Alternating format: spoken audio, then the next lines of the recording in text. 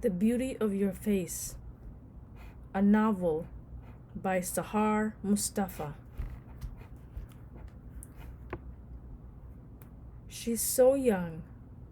Would you not let her blossom a bit more? Friend of Yusr Muhammad Abu Sahla. Events matter little. Only stories of events affect us. Rabi' al-Madin, the Hakawati. Nurrideen School for Girls. Another angry phone call, and it was only Tuesday. It's very haram, Miss Rahman. All that drinking and debauchery. Afaf Rahman inhaled deeply. She had cultivated a reputation for patience as principal of the Nurrideen School for Girls. This wasn't the first complaint lodged against a book. The Great Gatsby is a state-approved text, Mrs. Ibrahim, she calmly explained to the parent on the other end. The state of Illinois is not raising my daughter to be a proper Muslimah, Miss Rahman. A swift retort. She could hear sneering through the line. The fathers rarely called Afaf. A professional woman with 2 master's degrees didn't bother speaking with a marra. The men coached their wives on what to say when they called her.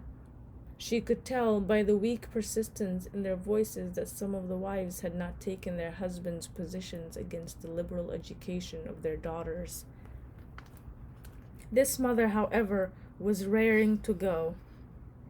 Afaf's assistant Sabah appeared in the doorway of her office holding a folder. Afaf waved her arm in. Ibrahim, raising your daughter to be a proper Muslimah is your job at home and my job at this school. She rolled her eyes at Sabah. I am also responsible for providing each young woman enrolled at this school with a competitive education. I'm confident that no book could ever steer her or any of my students off the path of righteousness, Ibrahim. My students, 400 young, bright, and determined girls whom Afaf claimed as her own daughters. Her love and devotion to them were fierce. Sabah pointed at a signature line on a document and handed her a pen. Her assistant wore a thickly knitted infinity scarf around her neck and a long sweater over her abaya. In the middle of February in Illinois, you could bet on a wind chill of 10 degrees one day and wake up the next morning to a 30-degree hike above normal. Have you read The Great Gatsby, Ibrahim? Afaf asked the parent on the phone, quickly signing the form. Sabah smiled, knowingly shaking her head, and replaced the document in a folder. She retreated to her desk outside Afaf's door. Well, no, Abu Ibrahim and I watched it on Netflix. Leonardo DiCaprio's in it. Afaf massaged her left temple. I see. Perhaps you and your husband should read it. I can arrange for copies to be sent home with your daughter Iman. Inshallah, we can sit down once you've read it and discuss your concerns. A few seconds of silence. She scratched the top of her hijab with the antenna of her 2-way radio, waiting. In her 10 years at Nurrideen School, Afaf wrestled with parents who never backed down. A few even withdrew their daughters' enrollment. The majority eventually relented and trusted her. Still, she chose her battles. Contraception could be explored in health class without encouraging premarital sex, and absolutely no discussion of abortion. No, that won't be necessary, Miss Afaf. May Allah give you the strength and wisdom to guide our daughters in this frightening world. The parent hung up and Afaf left her office, clutching her radio. She gave Sabah a thumbs up. Her assistant laughed. By the way, the Interfaith Summit meeting is rescheduled to next week. They're sending us a revised agenda by the end of the day.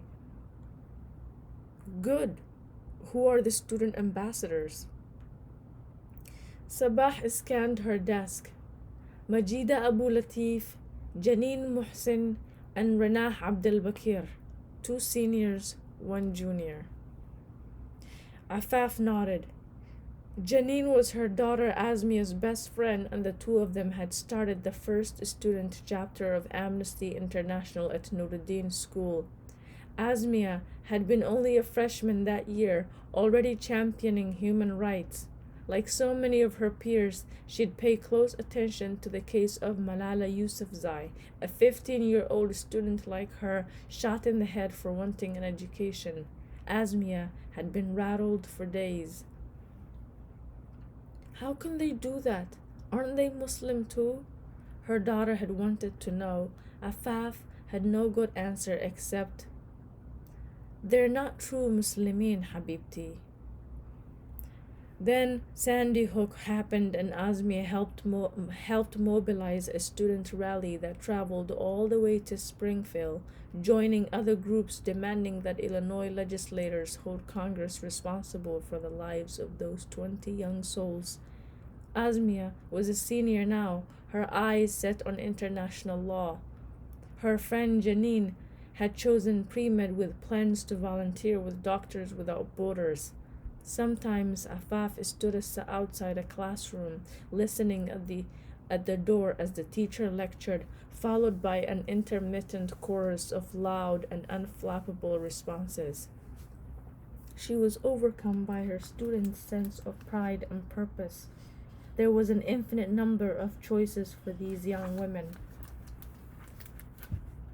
At home, Afaf watched Asmia at the kitchen table, her head buried in a textbook, hair pulled into a bun, marveling at this magnificent creature who was nothing like Afaf had been at her age, wrecked and lost. Asmia was an extraordinary surprise at the saddest part of her life, grown up bold and assertive, her brothers fretting over her, though she constantly pushed them away, making room to spread her wings, to chart her own course. When she was 9 years old, the girls in her brownies troop told Asmia she was lucky she didn't look Muslim. She'd come home fighting tears and begging Afaf's permission to begin wearing a hijab. Afaf had gathered her in her arms. "Why, my love? You're still so young." Asmia's eyebrows furrowed like 2 wings intersecting as they always did when she was about to cry, a rare occasion, as tough as she was. "I don't want anyone to make a mistake about who I am." Hadn't every Muslima asserted this collective identity to the world? There could be no mistake about who they are, what they believe. Her daughter's brazenness still amazed Afaf. Asmia was so unlike how she herself had been at her age, a mousy girl with no sense of self, an invisible child. It's what your children did. Erased your flaws, your tragedies.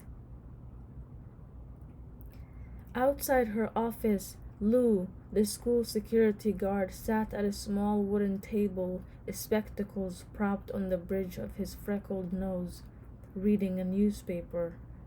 He didn't look up, the bill of his white socks cap shadowing his eyes. He raised his 2-wayward radio in greeting. Afaf remembered his skeptical look when she hired Lou last year. "I've been retired from the force for 5 years. I never worked with a Muslim population." He pronounced it Muslim and looked like he wouldn't have been disappointed if he didn't get the job. And yet Afaf had wanted him. He had that self-assured way that white people oozed because they believed you counted on them to improve matters. After a series of bomb threats, a jittery school board swiftly approved the full-time hiring of Lou, an ex-Chicago cop. She turned down the corridor past the cafeteria where laughter and chatter rose and fell, Young girls 12 through 18 ate turkey sandwiches and sipped from water bottles, their heads swaddled in the compulsory white hijab, their bodies hidden under shapeless forest green uniforms. The head of the cafeteria staff waved at Afaf with her metal tongs. Khadr was a widow, ancient and ageless all at once, with 9 grown children. She pleaded with Afaf for a job in the kitchen to fill her empty days. The students adored Khadr. She was like a mother hen, plump and fetting over wasted food. MashaAllah, Ya Sayyida Rahman, Khadr would proclaim. These girls have every liberty nowadays. How I envy them. Afaf would nod and smile, hoping progress would continue and every one of her students would reach her full potential. They were no longer swayed by fancy marriage proposals and dowries of gold. Careers in law, medicine, and political activism glittered on the horizon of their young lives more brilliantly than diamond rings. Her own teenage years were a blur of indifferent white boys, a deep loneliness engulfing her. Afaf waved back at Khadr with her two-way radio, moving past the glass-plated window of the student services office, past posters on good citizenship and high expectations. A framed photograph of President Obama smiled down on her. She would miss the noon prayers if she didn't hurry. Miss Rahman. Afaf halted, sighed, and spun around. A short and stocky girl with a round face beamed up at her. Najwa Uthman, a senior. She was neck and neck with another student for valedictorian. Her mother and Afaf had been in elementary school together. She was shocked to see how well Afaf had turned out in the end. Assalamu alaikum, Miss Rahman. Have you had a chance to look over my proposal for the blood drive? Najwa didn't draw breath, batting her thick black eyelashes in expectation. Not yet, Najwa. I will. She cut Afaf off. The deadline is in 3 weeks, Miss Rahman.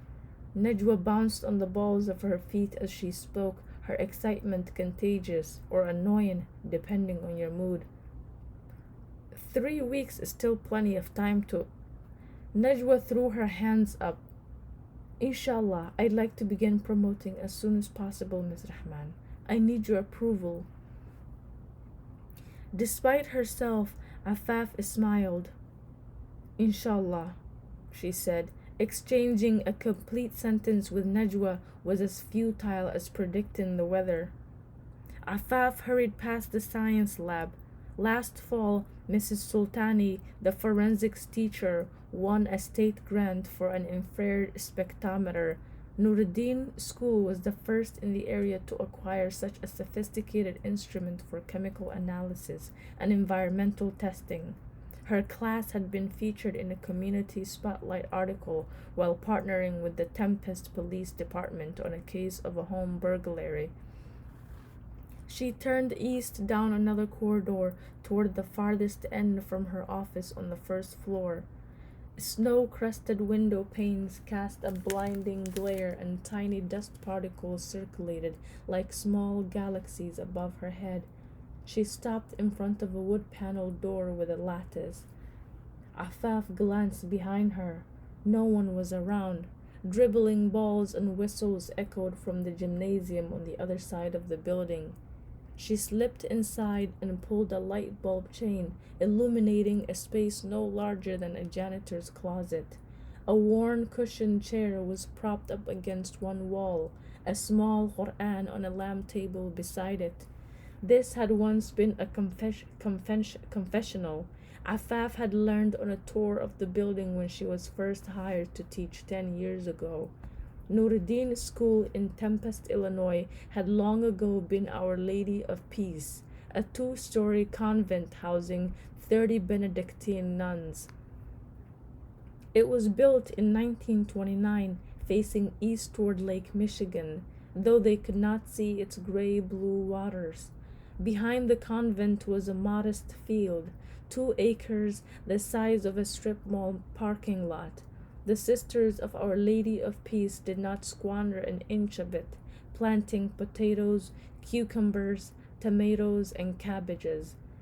During the Great Depression, it served as a way station for poor white families traveling north to Chicago from the central and southern regions of Illinois. Some came as far as Joplin, Missouri. Escaping the threat of lynching, black men broke their journey at the convent, a few staying to help the sisters harvest the fields for a few cents a day. For white farmers ruined by the Dust Bowl, Chicago gleamed against their dull, economically stunted lives, traces of the eroded soil that had failed them still clinging to their clothes when they arrived. Travelers stopped at Our Lady of Peace, ate a meager meal of hard-boiled eggs and baked apples, and put up their horses until daybreak. Young children were sometimes abandoned in the middle of the night. Afaf imagined the sisters tending to them, killing their head lice with apple cider vinegar and hookworms with warm milk and castor oil. Soon it became regular practice, white widows and unwed mothers depositing babies and toddlers for whom they could not afford to care, and the convent transformed into a place for orphans, the Sisters of Our Lady of Peace plunging the fear of God into their young, displaced bodies like a vaccine. Afaf loved the confessional. It was a place of escape for solitary prayer and a break from the daily school operations. Before she removed her shoes to pray on a green velvet rug, Afaf sat on the chair and breathed deeply. She propped her radio next to the Quran and gazed at the door. A mural had been painted over it depicting the Annunciation of Holy Mary. Afaf studied Mary's solemn face, upturned as she receives the angel Gabriel's message. The brown of her pupils had dulled and flaked over many decades, and the angel's pearly white wings had turned dingy. The image was the only Catholic relic, that and the confessional itself, left in the Islamic school. The convent was closed down in the late 1940s when tuberculosis swept through, killing most of the nuns and whatever remaining children the welfare agencies could not reach in time. Over the decades, the state made it a halfway house for war-broken veterans. In the 80s, when President Reagan cut funding, the state turned it over to the village of Tempest. It remained vacant until Ali Abu Nimir stood up at a board meeting one frigid evening in February 1995, 2 years after the Tempest Prayer Center first opened its doors only a few blocks away, a proposed private school for children. He was a wealthy businessman, an immigrant from Palestine who'd washed and waxed used cars before owning his first lot on the south side of Chicago. After fulfilling Hajj with his wife, he returned to Tempest with pockets tipped toward good deeds, ensuring his place in paradise. Among them, donating to the center and opening a school for the next generation of Muslimin who were more likely to recite the latest pop song than a verse from the Holy Quran. Meanwhile, the white taxpayers of Tempest had been witnessing with trepidation a growing Muslim population. They nearly stonewalled the building of the center in 1993. They weren't keen on the expansion of unchristian spaces, as one circulating pamphlet had charged. Ali Abu Nimir's proposal for a school was rejected, and rejected 6 more times after that. It appeared the small town of Tempest was more likely to bulldoze the old convent before letting it go to Muslims.